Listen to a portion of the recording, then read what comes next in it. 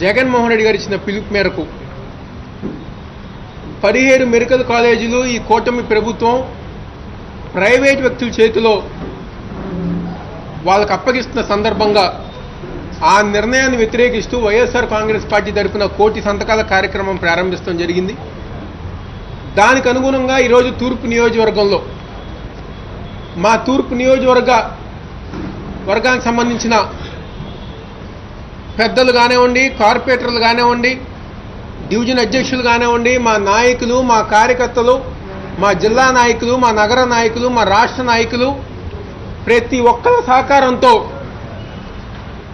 95,000 సంతకాలు ఇంటింటికి వెళ్ళాం. ప్రతి డివిజన్లో గారు క్యాంపులు ఏర్పాటు చేశాం. ఈ యొక్క కార్యక్రమం పట్ల ఈరోజు ప్రజానికానికి ఒక అవగాహన కల్పించే విధంగా